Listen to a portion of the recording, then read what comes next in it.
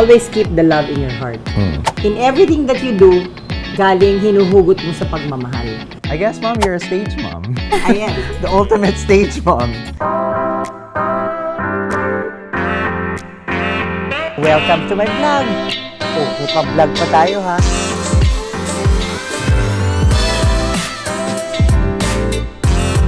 Actually, excited ako. I will go with you. Yung aking journey sa first vlogging ni Manay Gina de Venecia. Kaninong nanay ito? Nanay ko rin yun. Nanay ko yun! Nanay ko yun!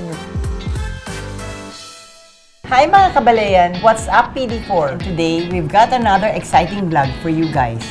Ang Kaninong Nanay Ito vlog kasama ang aking anak na si Kong Tof. And vlog na ito ay tungkol sa iba't ibang masaya at kwela na bonding naming mag-ina.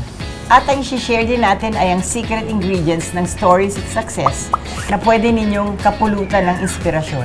At sa episode na ito, makakasama natin ang mother and son guest na sina Benedict Ramos at Cheche Ramos.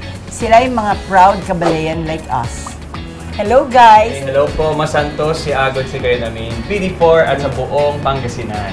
Hello po, kumusta kayo dito namin? Okay, today magluluto tayo ng pigar-pigar. Ang ingredients nito ay pindang, which is cara beef na cut up. Meron tayong chopped onions, chopped cabbage. Meron tayong, syempre, cooking oil para i-fry yung ating beef, salt and pepper, kung gusto nyo lagyan ng toyo at patis. Let's go and enjoy the chika and the cooking. Ito po yung cara beef na cut up. Iprituhin natin. Oh, wow! O Cheche, let's talk about the achievements of your son. Marami na rin achievement to. Simula nung bata, ayan, talagang makikita mo na talaga sa kanya na kakaiba siya dun sa dalawang kapatid niya. Talagang Tatlong anak mo lalaki, no? Opo, tatlo. Ever since po ba, parang mahilig na si Benedict na mag-perform? Opo, bata pa lang niya. Halimbawa, naririnig niya yung tatay niya na nagkakaraoke. Kukunin niya yung mic. Ayun, ganun. Doon siya nag-start talaga. Dapat pala kay ni Kong Tof maging BFF. Yes, of course. Pareho kaming theater. Habang pong nag-enjoy tayo sa ating mga chikahan with stage mothers ni Benedict at ni Kong Tof, namely, si Cheche at si Manay Gina. Ikikwento ko sa inyo kung paano ko niluto itong pigar-pigar.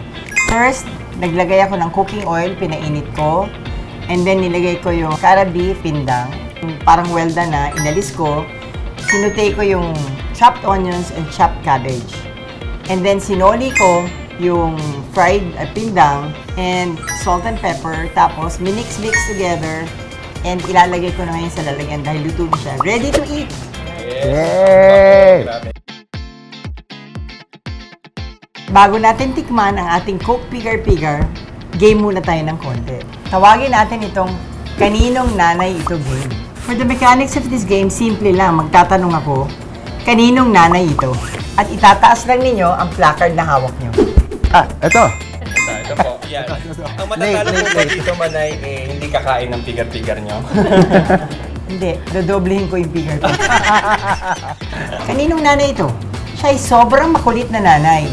Paulit-ulit magtanong at remind sa atin kung anong ating ginawa sa lahat ng ginagawa natin. Yung sobrang kulit.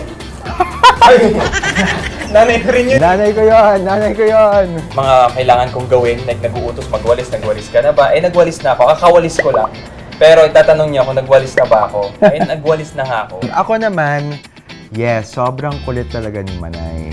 Actually, kilala na si Mom sa industriya or even sa politics. Sadyang makulit. But she really gets things done and it's always born out of love and concern. Kaninong nanay ito? Tatawagan at imi-message lahat ng family and friends kapag may achievement ang anak. Nanay ko yan.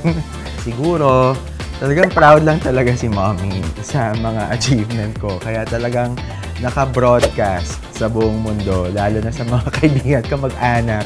I guess, Mom, you're a stage mom. I am. The ultimate stage mom. Well, Mom always has my back, so I'm very grateful. Thanks, Mom. So bago natin tikman ang pigar-pigar na niluto ko, message muna from our sons to the mother. Super proud din ako sa kanila ni Papa na nakapagpalaki sila ng 3 anak na mabubuti at cute katulad ko. Alam niya yan na lagi akong nakaalalay, nakasuporta sa kanya. Masasabi ko lang, everything that I am today ay dahil kay Manay Gina. Please know that you are always in my heart. Love you, Mommy! Ako naman ang message ko kay Kong Tof, no, is always keep the love in your heart. In everything that you do, galing hinuhugot mo sa pagmamahal. Be sincere in everything that you do. Always call on God because God is the one who keeps order in everything. And always obey the golden rule. Don't do unto others what you don't want others to do unto you. Muli, ito si Manay Gina. See you in my next vlog. Heart, heart, heart! Heart, heart, heart! Huwag niyong kalimutan mag-like and subscribe. And tell me your comments kung gusto niyo anong pag-ikwento ko next time. Thank you!